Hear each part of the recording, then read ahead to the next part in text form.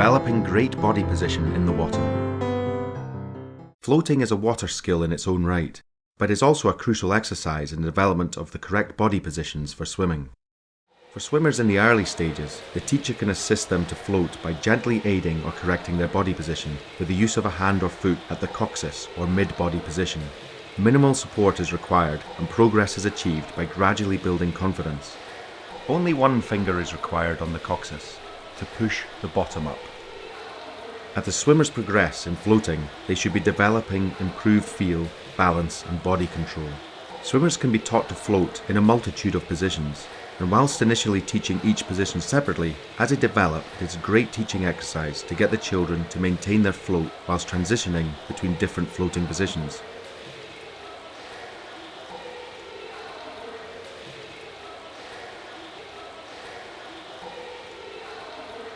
Important floats to teach are mushroom, starfish, prone and supine, and the streamline shape, prone and supine. The difference between floating and when we're swimming. When you float, you don't blow bubbles anymore because you want to fill the lungs with air. So let's fill your lungs with air, pop your chin onto your chest, and let's get that mushroom float right down here and just stay there. Ready? Off we go now. Not a big breath, just... Where possible, use a mirror on the pool floor to help the swimmers look at and learn from when doing floats in the prone position. Make sure the pupil holds the floating position long enough to be able to learn from it. Weak swimmers will want to break out of the floating position too quickly at first, especially during prone floating, where the face must be in the water. This is where teaching the swimmer breathing skills, such as filling up and holding the lungs with air-controlled breath, is important. Down underneath the water and just do one hand up here and wave. Are we ready? Down we go, hum. And wave. Let's go down and we're going to let go with two hands, stay on the wall and just come back up. Ready, off we go. Down we go. Two hands and watch how it's magic. Come back up, because every single time you come straight back up. And if we blow bubbles, we'll go down a little bit further. So let's try that again. Off we go.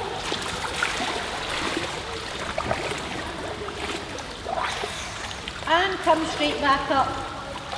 And hold on.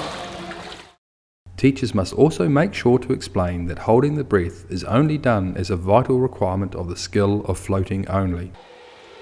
Always repeat the floating position several times each when practiced so that skill learning takes place and is retained for next time. When the swimmers reach the learner stage, most of the drills they do in the water will involve kicking or arms or both. However, the teacher should continue to emphasise the correct body position above all else. So let's try this time, and you've got to really watch now. So that you stay on top of the water, because you're going under the water and you're really struggling because you're having to hold your breath. We must hum and blow bubbles as we go, but we put our hands straight ahead. Our fingernails are out of the water and our face is just here on the top of our arms. And we're blowing. 1, 2, 3, 4, 5, 6 kicks. And we're blowing. Ready?